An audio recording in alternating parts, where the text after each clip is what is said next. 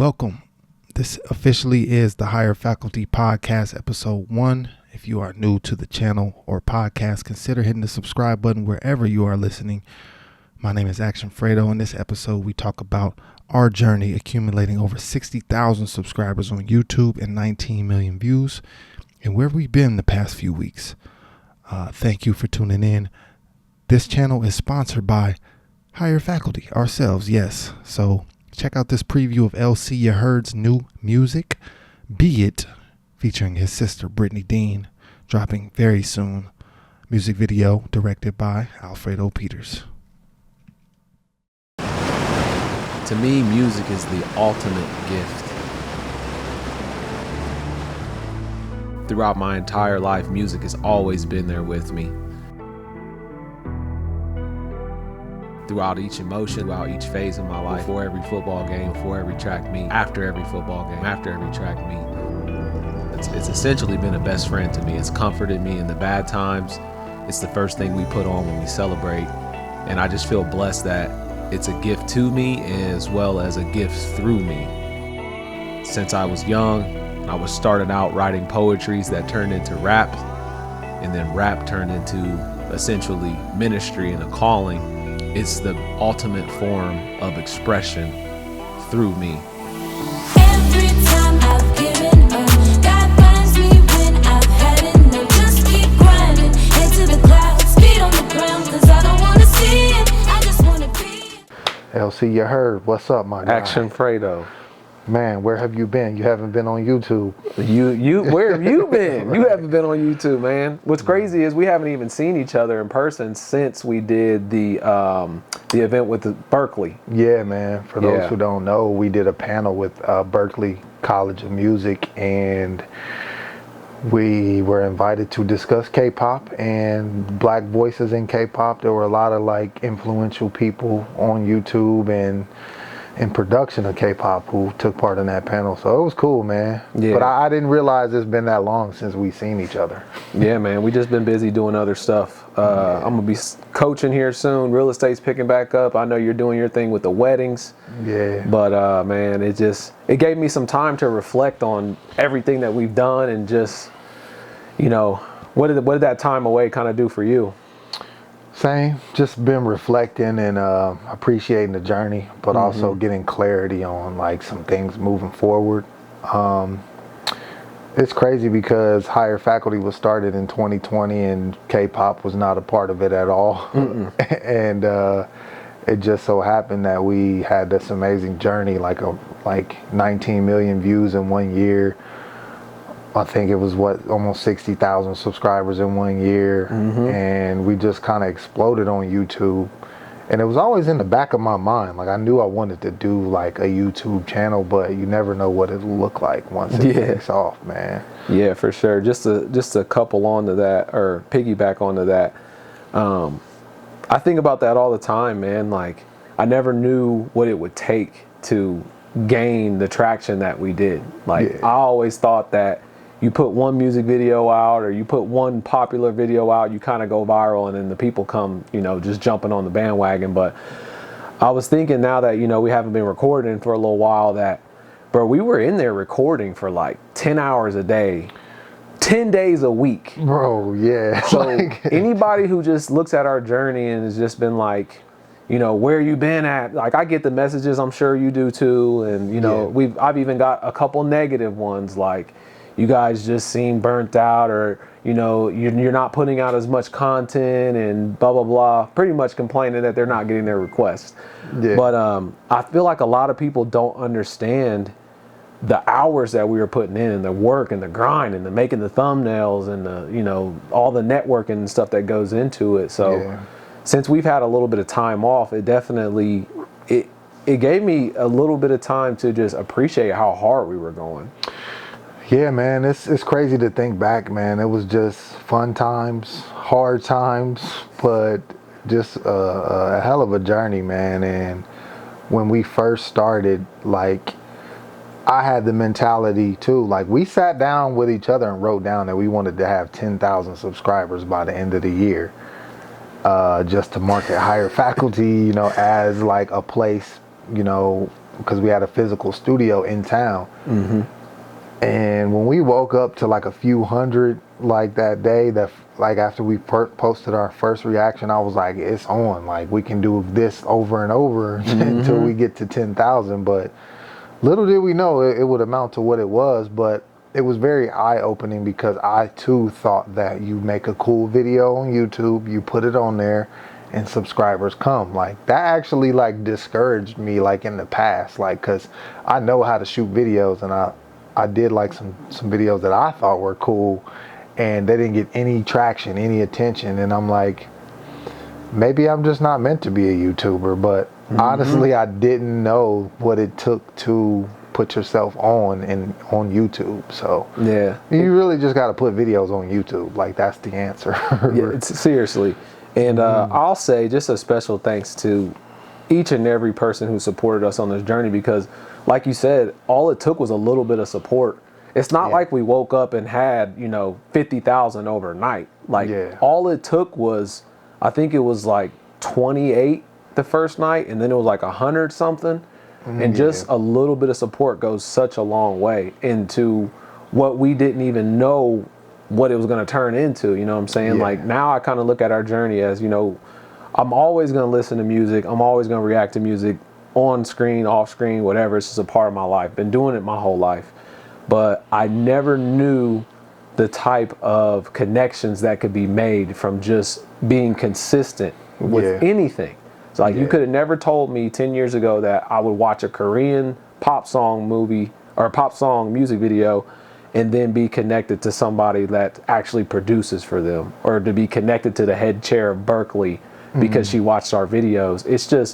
It's kind of surreal sometimes, but it just goes to show that even if you don't have the plan and you don't know what it looks like, if you just take imperfect action towards something, anything, consistently, a door is going to open. Yeah, man. And that's the biggest takeaway from our journey for me is we understand what it takes to do something, that's exponential. And I hope that it inspires somebody. We look back maybe 20 years down the road, and I don't know where higher faculty will be, but we do have a story to tell, man. And I hope that somebody can draw inspiration from it. But what you said too is the community we built. Like that's the biggest blessing, like to me, all numbers aside. Like I don't even look at the numbers. I mean, there was a point in time where I didn't even know how many views we had total. And I just looked up one day and it was millions. But I did notice our Discord at one point was just jumping. People were connecting with each other, having conversations. It was like literally a safe place for people to just talk about music and their passions and school and everything. Shout out to Cook too, by the way. Yeah. He built our Discord by himself. We had moderators and stuff. But shout out to him. And shout out to the faculty fam. Anybody who supported us this far, like, man, thank you. I'm looking at the camera. Thank you. Because without you guys, that initial support, which was like a few hundred people, just showing us love, like that gave us enough confidence in ourselves to keep going. So, and there's a lot of crazy stuff going on in the world right now, like with there's just the pandemic, the war. I mean, life even itself is just crazy if you think about it. Like we're constantly dodging death at all times, like sickness. I mean, you get in a car, you drive every day. And I mean, amongst everything that was going on, especially like in the midst of early pandemic, what we were doing, bro, it gave me peace. Because here I was at the time, like still wiping my groceries down with Clorox wipes, like wearing 2 N95 masks, like knowing people that I know passing away, hearing all these different stories. And it's like when we got to the studio and we were reacting to K-pop, none of that mattered. Like I would just look up and be like, I don't care what's going on with the world. Like I'm just loving what we're doing, and it's finally something that I'm seeing growth, that I'm not attached to somebody else. Because it's nothing against that, or acting like I don't need mentorship or guidance in any area. It was more so like me and you finally did something, and we didn't necessarily need any help to be consistent. Because a lot of times, you know, I'm in real estate and you'll overanalyze a deal, or you'll overanalyze like going out here and being an entrepreneur and doing it yourself. Yeah. But we didn't do that. Like every single challenge, every single thing that was thrown at us, we just found a way. And like, you could have never told me it would be through the K-pop journey, man. It's just crazy. And it was a lot of learning along the way. Like, people looked at us like we had everything figured out, but we were literally figuring it out as we went. Like, Yes. we learned how to use the switcher one day, and then the next day we were on YouTube. Like, Bro, it wasn't even the next day, bro. It was like that night. Yeah. It was just a trash reaction by me, but it was like as soon as you said, plug this here, put this here, like, we went to work, bro. Like, I could have easily been like, oh, I need to watch a couple more YouTube videos and make sure that I'm good at it. Like, it wasn't none of that. Like, preparation didn't exist. It was just go now. And before I give it back to you, I just want to say that amongst the 60,000-ish people, I could always tell the ones that were a little bit more genuine, who understood what we were going through, like knowing that it was just me and you. And then you could always tell like the other people who just were constantly expecting us to have it all figured out. And I just want to give like a deep appreciation shout out. And I can think of a few names off the top of my head, but you know who you are, of like genuinely supporting us as like two young entrepreneurs trying to make it work. Like being understanding if we, you know, we're running a little bit behind, or if we're, you know, saying that we're going to do something and then not being able to live up to expectations. Like, we want you to know that we genuinely were always giving our best. But this is advice for any other creators too. Sometimes you can just blow past some of the stopping points. And we did that just out of being excited. Like, we were just like, we saw traction, so a lot of the places where we should have had a concrete foundation, we kind of just didn't let it dry. We just started sticking posts in. Like, oh yeah, let's do this. We got merch. More requests. Let's cater to the people and bring people on screen, not knowing that that's going to take all day. You know what I'm saying? So for those who really could understand what we were going through and how hard it is just for two individuals to do what we're doing, like, bravo to you for just having that maturity. And approach towards it. Definitely has some genuine support along the way, man. There's always those familiar faces and names in the comments, the people that tune into almost everything we do, and I'm like, I love y'all. Like, y'all are cool. Like, not just because y'all supporting us, but like genuine. Like, if we all lived in the same like community, like we would be getting together, like literally just talking about music and life and good times. So that's what I love about our community, man. And like nowadays, like, we haven't been as active because we got to go back to how we started. Like, you know, Higher Faculty was, for me, it came out of like a deep inspiration to create something. Like, I felt like after I graduated college, I felt like I was just, like, life was happening to me. Like, why don't I have a job in my field? Why can't I find like a stability in like a creative position? So I was like, after years of like doing videos and stuff on the side, I was like, you know what? I want to open a place where people can come, record. It's safe. It's, you know, they can express themselves, and then we can also build this following together. And like, that never happened. Like, what happened was we grew together, but we gotta kind of like get back to the original meaning of what Higher Faculty is about. You know, even the name means something deep to me. And I'm like, if I'm not living that, then I can't continue to put things out that don't align with that. You know, not to say that I won't ever listen to K-pop. Like, I'm not saying we're quitting, but we need to get back to what we're called to do. Yeah, my answer along the lines of slowing down is K-pop is extremely addicting.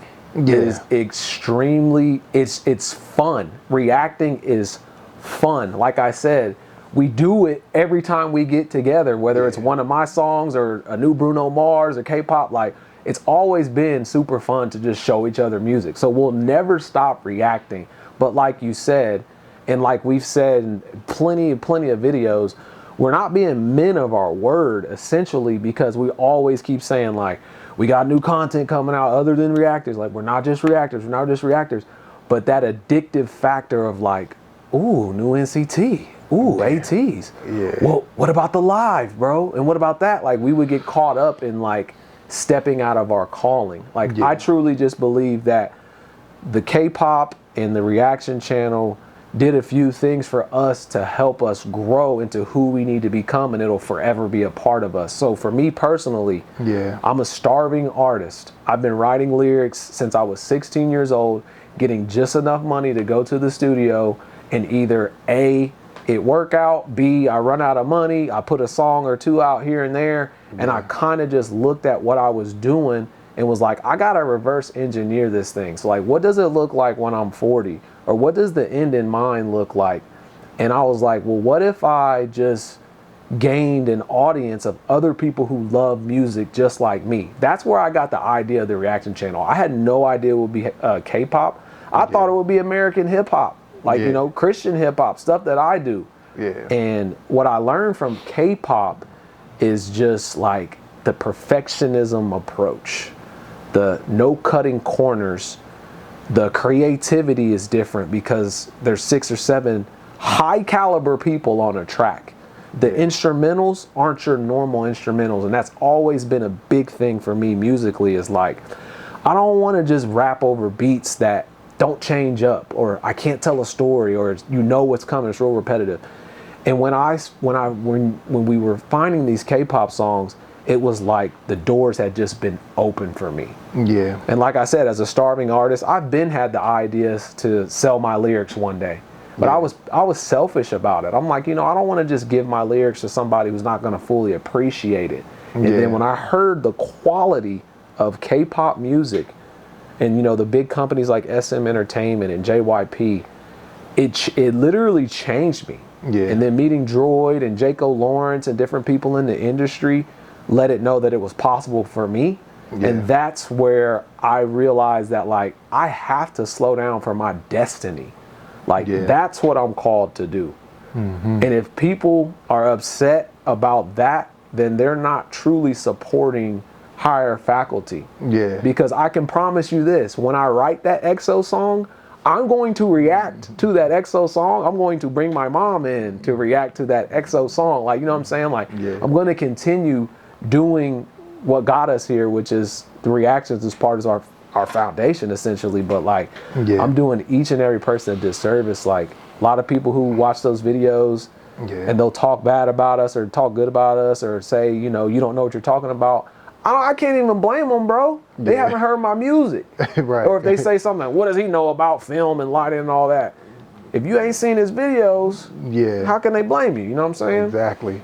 So I've drawn a lot of inspiration from, you know, K-pop as well too. Like you said, the perfectionism approach. Like, I'm looking at things, like, I was roped in because the high caliber visuals on top of like the songs. I'm like, I say it all the time, like, it's a dopamine overdose. Like, you're taking the best cinematographers, set designers, gaffers, like, everything is so high quality that it almost made me like scared to like make something. But then like, I shook it off and was like, you know what?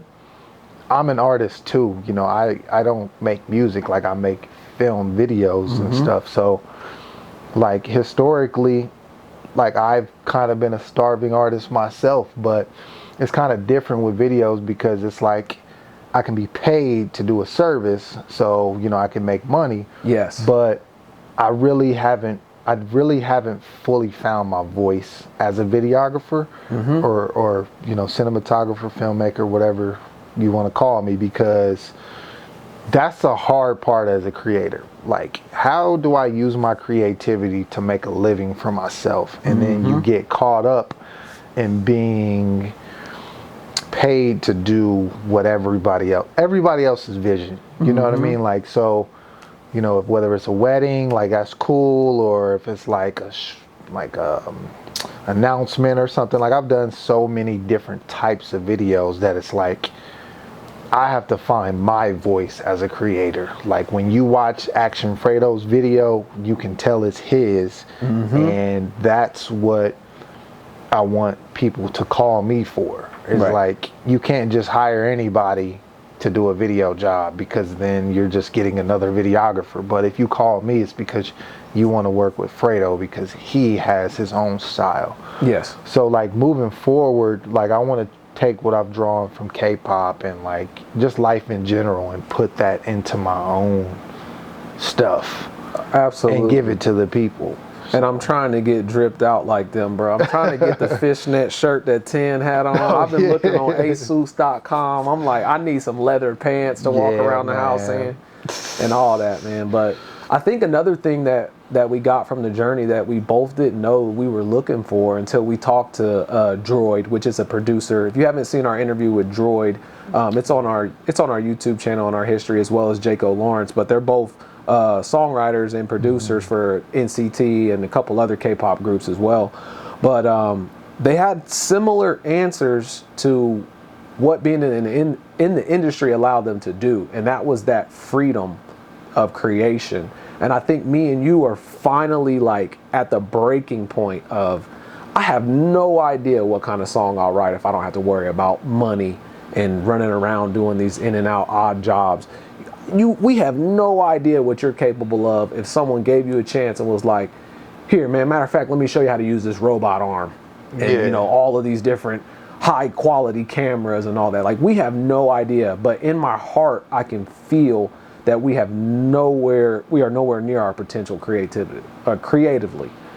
And absolutely. K-pop, as intimidated as you were, I was intimidated too. Like, I was like, oh my gosh, whoever's writing these songs, like whoever's making these beats, like it could never be me. And then I don't know why I was thinking that. Because the more that we did and the more requests that we took, the more I was sitting there like, while I'm sitting here watching this, I need to be like sending in a demo for them. Once I knew that it wasn't like them always writing the songs, I kind of started feeling some type of way of like, okay, you're spending a lot of time serving an audience and not serving your calling, when it needs to be a little bit reconfigured of like, if you do your calling, you'll have a lot of time to serve the audience. So that's right where we're at. But we didn't even know about that freedom that exists that Jaco Lawrence talked about, of like, man, when you can just come in and you're not pressed for any time or there's no obligations, you could just create. That's this far away from us, bro. Yeah, man, and that's what I'm looking forward to, man. As far as like music in general, I felt like a lot of people, well, me specifically, I'll talk about me. Like, I was kind of open to K-pop because I feel like I was seeking something new. And I'm always seeking something new. I love music, period. Like, I've always been into different genres, different styles of music. My dad is an amazing guitarist. I got my first guitar when I was 18 years old. So I've been dabbling for years. But ultimately, I feel like the mainstream media in America, I feel like we are not, the best of our music and sound is not being pushed to the forefront. And that's what I disagree with, like, personally, because, you know, best is like subjective. But for me, I just feel like it's being watered down to whatever sells is like being pushed towards the front. So I've always been like, even more so lately, just looking for new sounds and everything. So when I heard K-pop, I'm like, the first time I ever heard it, I heard a reference, like a Busta Rhymes reference. And I heard the beat was like a Belle Biv DeVoe / Bruno Mars like instrumental. So I'm like, this is very Americanized. Like, I knew from jump that this is influenced from American culture. So that's how I was kind of open to it. And I feel like a lot of other people who are into K-pop go for some of those same reasons. I was going to ask you that as a question of, I mean, because I'm just thinking back early on, like I'm literally sitting in the exact same chair of you know, that we recorded 90s Love, and I'm like, I was completely clueless to how much influence, to the point to where like this is actually coming from black hip hop producers. Like this is actually, some of this, not all of it, some of this is being actually written, you know, by black people, like in the way that it was making me feel. Honestly, bro, I feel like a lot of the journey that didn't even set in until we talked to Hey Ju, which is the professor at Berkeley, about appropriation. And then I really started to think like, wow, there is a huge connection here as to maybe why I'm drawn that way. Yeah. But that was another thing that kind of gave me more encouragement, as opposed to just thinking like, I don't know who in the world is waving a magic wand and putting 8 people on the track and it's the best engineered thing I've ever heard in my life. But like the simplicity and just knowing that like someone like me can do it gave me more hope. So kind of stretched that answer, but what I was trying to say was like, and you can answer this too, how much did you believe throughout the journey was like a direct influence? Like how involved did you think like other producers and African Americans and just culturally, how much was involved? It changed over time. Like I said, the first time I heard it, I kind of knew of the influence. I mean, it was in plain sight for me, but I thought it was, initially I thought it was like somebody was probably just doing their homework and just throwing little references here for them, or like try this in the booth, try that, or do this like sound or cadence. But as we went on and on, I think like you said too, when we interviewed Droid, I was like, and he told us they kept about 80% of the lyrics that he I could not believe that him and, you know, J. Cole had wrote. I was like, wow, it's that much? Mm-hmm. And I'm like, that's a lot of influence. And I'm like, music is universal, and like you can feel vibes, like you can catch real vibes. And I'm like, I'm vibing to this stuff. And I'm like, if, I hate to say it, but like if this was like in English, like this would take over like a lot of people's radio right now. Bro, you can keep it real. We heard a couple of the English versions, and we were begging and pleading for the combination to the safe. Like, let that leak, knowing we can't get it. Yeah. But I was like, not overhyping it, but then the transition of it going from the American song to the Korean song, I wasn't getting that influence, but now it makes sense. Like you just said, you can catch a vibe still. Yeah. You know what I'm saying? You can still how you approach the beat, what you saying, the instrumental, it can get caught. Yeah, man. Overall, it's just different, man. And just to kind of like segue into something else, like I recently watched Kanye's documentary, and I felt like his desire to be different always like attracted me to him, even though I don't agree with like 50% of the stuff that he does in the media. But his desire to be different kind of like, I like to connect a lot of things. So like listening to K-pop and everything is something different. But I feel like when I watched Kanye's documentary, I feel like that's a part of like how he became so successful, because he's not afraid to be different. And like before he was signed, he was so hungry and so like willing to do whatever it takes. Like that was inspiring, bro. Like that was inspiring. And just for him to come out and say like, I don't fit in with like mainstream hip hop, because he literally said like, I don't have a prison record. Like he was like, wow, like they're treating me like I'm less than because I'm not talking about the stereotypical hip hop stuff. And I was like, this dude's been unique in himself since the beginning.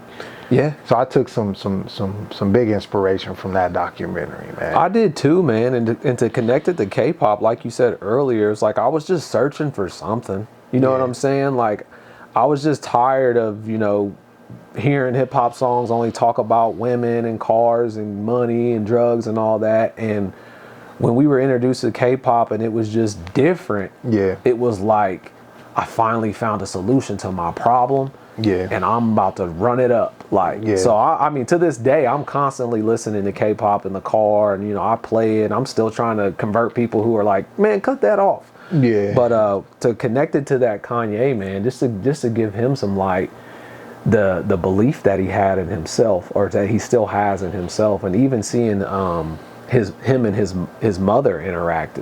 Yeah. Really, it reminded me of my mom. Like, she's been the biggest supporter of higher faculty since higher faculty. I'll never forget, my niece took a picture of her holding 3 cell phones when we were premiering that first week. Like, after she saw the first one, she texted me and was like, "Ooh, that was fire. That song was fire. Y'all doing another one?" And I kid you not, I'm gonna find the picture. She had, I don't understand why my mom has 3 phones. I don't know if she's trapping or what, but she literally has 3 phones, and maybe it was just to support us. She had them all 3 premiering. And when I saw the Kanye documentary and the belief that his mom had in him, I'm like, man, that's how my mom believes in me. And everybody needs somebody like that. But it has to correlate to belief in yourself when you're not around certain people. And when I saw him, you know, go to New York and he was still having to sell beats, even though he wanted to rap, it was like, it takes a different type of belief in yourself to get told no time and time again. Yeah. And to still be resilient enough to believe you're the best.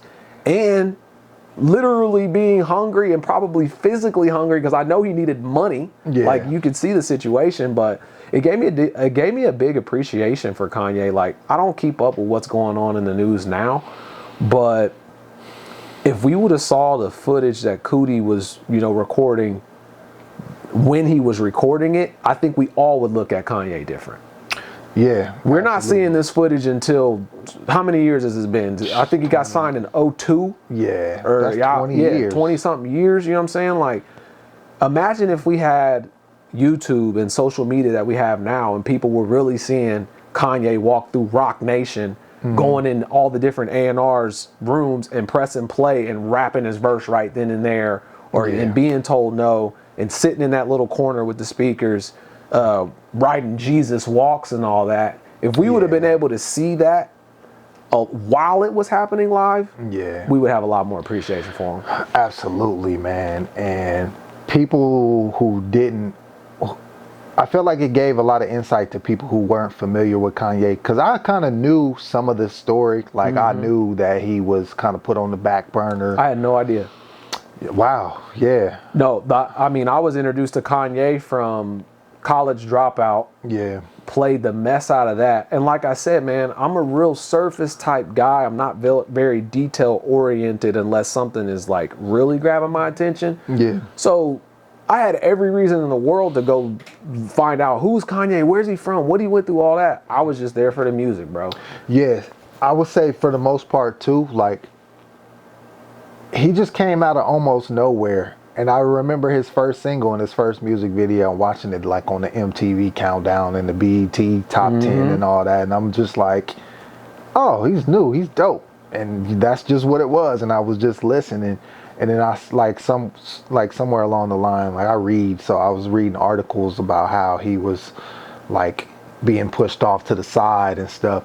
But I'm like, thinking back, he really didn't fit in with Rock Nation. Like, because Rock Nation was street. Like, Jay-Z was hood. Like, Dipset and, you know, all them. Like, he didn't really fit in. So I felt like he was kind of like, I would say what hip-hop needed at the time. Like, because it was going down the rabbit hole of more gangster. It still is today, too. But there's nothing wrong with that. Everybody's different. But I feel like he was more so like promoting individualism. Like, it's tough to see, like, when you see young kids who want to rap and do hip hop, like, a lot of them sound the same. Like, you don't have to sound like somebody else. Like, be you. Talk about what you are going through. Like, but it was just crazy to see him like performing classic songs in front of people, and them just being like, oh, that's all right. But it, you know, it just took him being put on. But nowadays, like, it's a blessing because you can put yourself on, like, Yeah. you know, with YouTube and stuff. Like, so that's another thing. Like, I hope somebody watches our journey that wants to make music and just know, like, you can do it too. Like, you can gain subscribers, you can build an audience. Yeah, you know, and it's never too late. You know, that's the main lie that gets drug across my mind every now and then is like, man, like, you missed your time. Like, if you would have had money when you was serious, you know, 10 years ago, or if you would have just learned how to make your own beats and all that, like, I just pray every day, like, Lord, if it's still in me and you want me to get this music out, whether it be me performing it or just selling the songs or whatever, just let me know. Yeah. Like, and that bug hasn't left me. Like, I've written 5 or 6 songs since the last reaction we've done. Like, I'm constantly thinking of, you know, different melodies and different hooks and jingles and stuff. So I know it's still in me and it's still our time. So yeah, man. As long as you got a voice, bro, you know, there's always opportunity. As long as you're alive, there's opportunity, man. Like, we're sitting here talking about, he's older than both of us. Like, you know, he's still making music. Still making it, man. I just wonder what that stem player is talking about, man. I want to hear the new album, but do I need to pay $200 to get the... I'll wait. I gotta wait, bruh.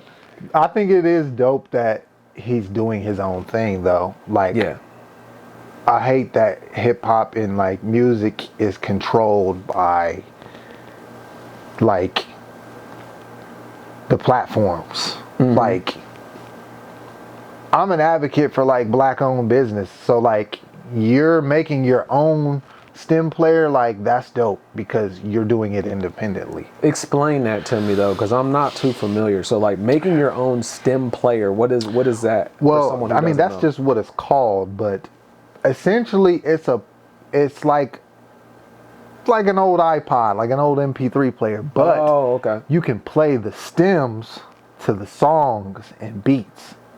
Oh, that's genius. Yeah, so like, you know what stems are. I know what stems are. When you're recording, like, you can play just the drums if you want. Oh, wow. His inspiration was for people to take his stuff and like remix it. Oh, wow. So like, if That's you're amazing. an artist, maybe you need to grab one and just hit the play on the beat and put your own vocals to it. But I just think it's dope that he's like making his own stuff. Even though I don't agree. I don't want to pay $200 just for your album. Like, let me get the album, bro. Right. But, you know, I might just buy one just to show that support because, you know, people supported us. Like, people bought into us, and that like made a world of difference in us and our careers. So I'm like, I'm huge on investing in people. So yeah, I'll even be transparent since you brought that up. Like, anybody who has ever supported us as a patron, like, your contribution, you have no idea what it did. I mean, at the time when we first got started, I mean, we got the studio and had all these different plans about how we were going to get income, and they were all legitimate plans. Like, I mean, reaching out to businesses, doing, adding services for podcasts, shooting commercials and all that. And literally, that was 2 years ago, probably to the day, like first week of March type stuff. Cause I remember it was around your birthday that like everything was shut down, man. And it was like, everybody's telling us no. And we started running low on like money, period, to where we like literally the day before we started reacting, like, it was like, bro, what are we about to do? Like, I sold my PlayStation, dog, like, just to get $200, because we were like, bruh, like, something's got to give. So yeah, man, for the very first person who put money in that Patreon before it was even set up, that was another moment of just like pure inspiration is not even a word. It was just like, we saw a dollar amount. It might have been all of $3 to $5, but we were just like, that's the answer. How did one person get in there? How does 2 people get in there so we can get 10? Can we get it up to 1,000, pay rent in here, and like still go to Wendy's once a day type stuff? Like that, man. Like, people don't understand, like, are the lights gonna be on? Man. We don't know. But what did we keep doing the entire time? We just kept recording. We kept recording, and that kept us alive, bro. Literally. Like, literally, man. Like, man, just to be all the way transparent, like, things got slow and money got low, and I remember just laying in the studio. Like, it was late I used to be at the studio like 10, 11, midnight at night. I just remember laying at the studio thinking like, yo, did I make the wrong decision? Like, and was this a dumb idea? And I just remember like, man, how am I going to just keep up with these bills and rent and stuff? And I just remember in that same very moment, like, somebody paid for a wedding and I got a PayPal notification. Like, I'm not going to disclose client information, but I got like enough money to pay the bills. Like, in an instant I was questioning things, and I'm like, you know what? It's a sign. Like, you know, we can do this. I can do this. Like, I have to leave the nest of comfortability. And like, I remember when I signed the lease for that building, like, I literally drove and I seen the owner of the building and I hit a U-turn, and then I picked up my phone and I was like, you know what? I'm about to just call him and tell him like it's off. Cause we had like an argument like the day before. We fought the day before, bro. Yeah. And I remember I told you I was done. Yeah. But I told, like, you took it as I was done with everything. Yeah. Like, I was done with that plan that we had in place that had other people involved and other visions involved. And I just felt like it was just no leadership because, like, too many people were trying to lead. Yeah, man. And that's a lesson in itself, too. Yeah. Like, yeah, I took it as everybody was out, and then I literally hit a U-turn and I drove away. And then I was like, you know what? It's now or never. Like, if I don't do this now, I'm probably never going to do it. Which probably still holds true. So I hit a U-turn, and then I was like, you know what? I'm going to go to Chase. I withdrew the money. I met up with him, and I signed the lease to open Higher Faculty, the studio, whatever. And the rest is history, man. And it's like, it didn't work out the way that I wanted to, but it's laid the foundation for like 10 years down the road. Like, even to this day, like, we got something to be proud of. Like, you know, we did that. We made it happen, you know. And if we can make that happen, like, we can make anything happen. Like, yeah, because I don't unless someone's been in a similar set of circumstances, God was literally testing us to the final moment multiple times. yeah, Like, man. you want to talk about being on the cliff and like jumping and literally like floating and hitting the wall on the way down and all that. Like, we were there multiple times. Like, even looking back up, like, should I have not have jumped? Like, when do I pull this chute? What is going on? Way more times in the journey, even when people thought like we had 40,000 subscribers and they probably were like, oh, you guys are making, you know, $10,000-$20,000 a month and all that. There was always something constantly stretching us, like, with uncertainty until we got to another point. And I just feel like that's a lesson in itself too, because that's never gonna stop. Like, it's not gonna stop when, you know, somebody does pick up one of my songs or one of your films or something. It's just going to be another form of just being completely uncomfortable. Yeah. And I just want people to understand that, like, when you're watching these reactors or any YouTubers or anybody doing anything, don't be quick to you know, type up some stuff and think that this or assume or anything at all. Yeah. Because we were doing all that and still living our outside life. Like, man. You have kids, plural. Like, I got a wife, like, we got families, there was days where in between shooting, I'm sitting here negotiating a deal that's falling apart.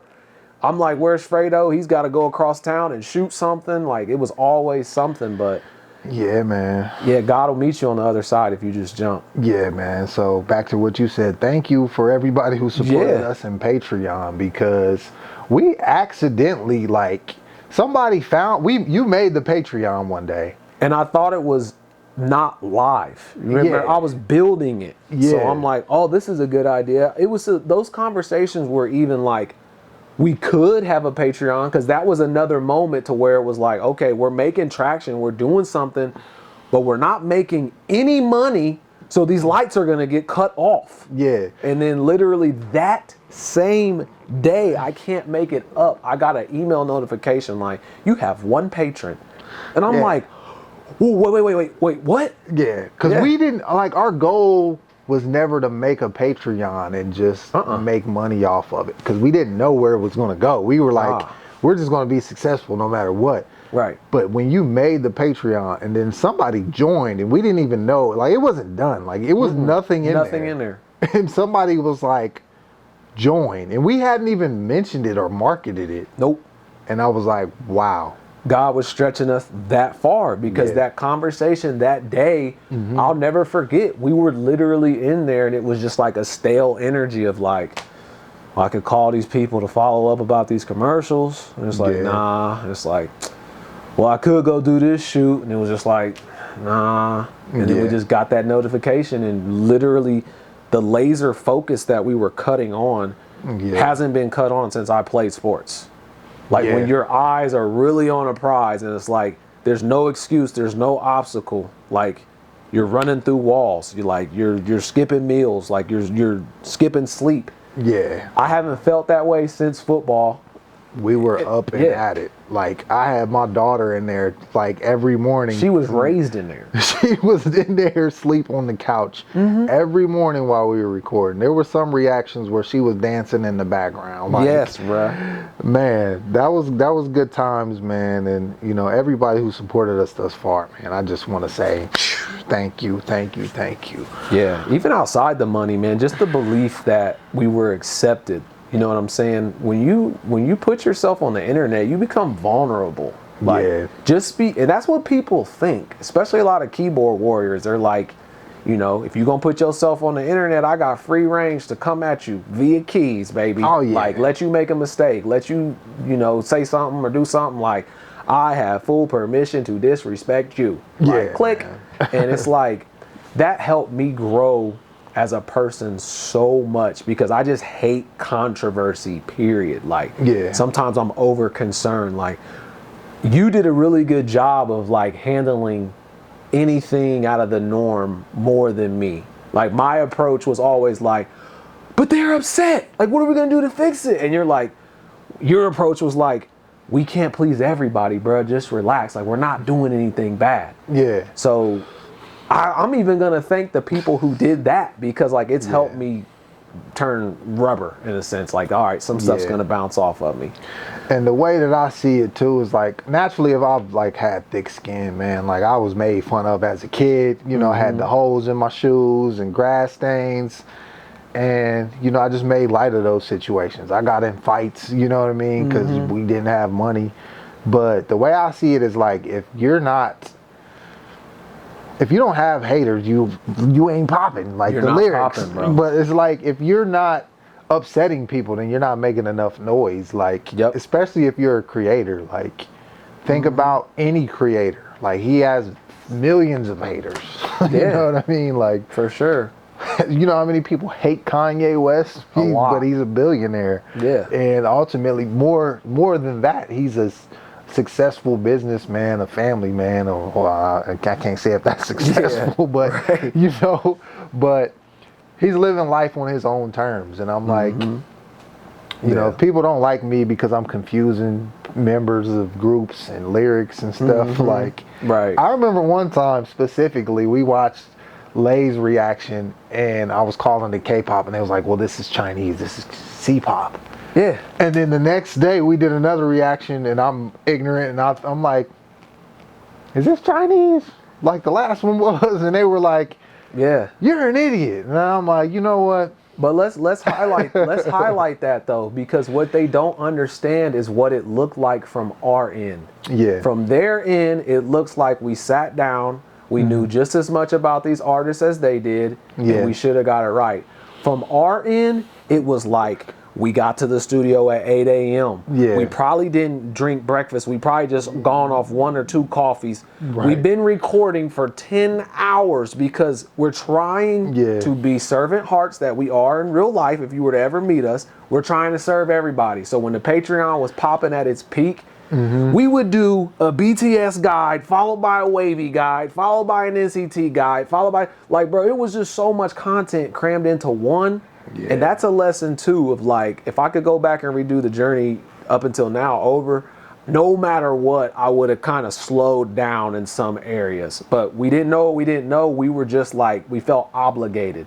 So that's where the mistakes and stuff were coming from. Yeah. But the point of why we even got on this topic was I never even talked about the positives in that, and like the belief that it gave me from, like, my personality and your personality being accepted worldwide in renown.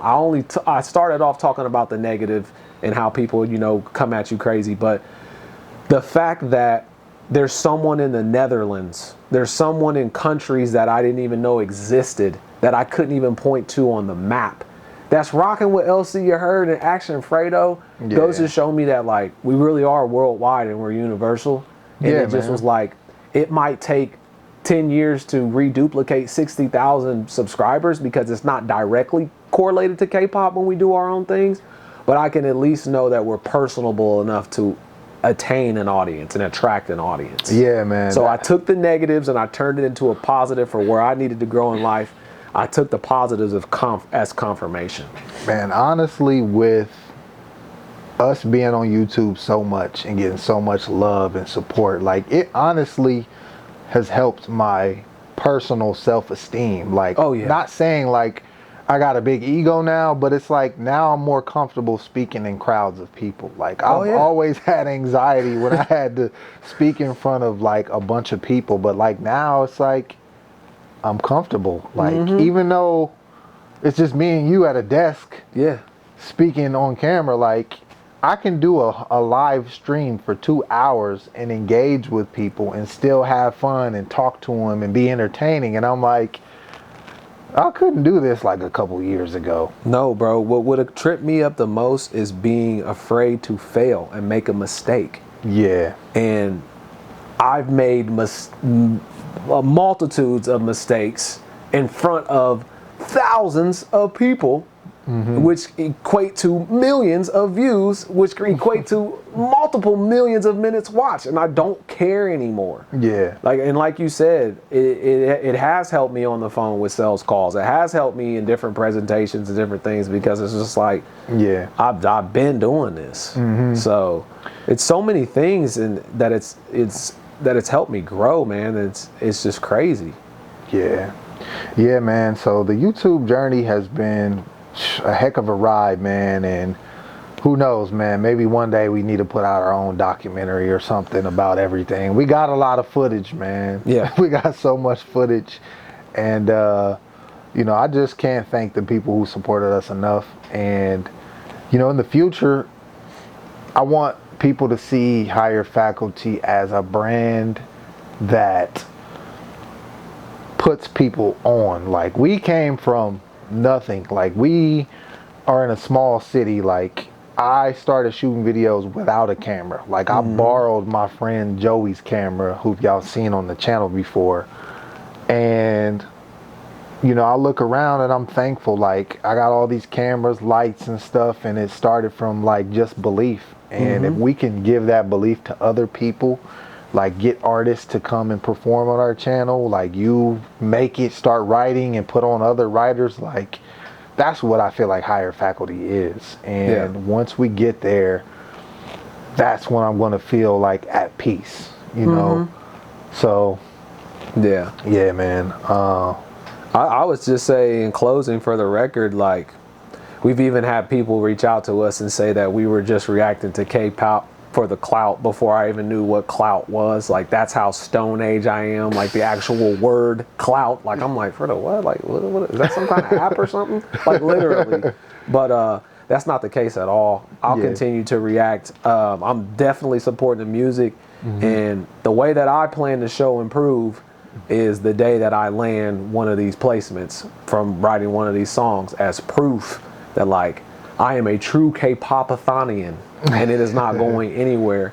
And that doesn't matter if I put out 100 videos this week or if I do one a month.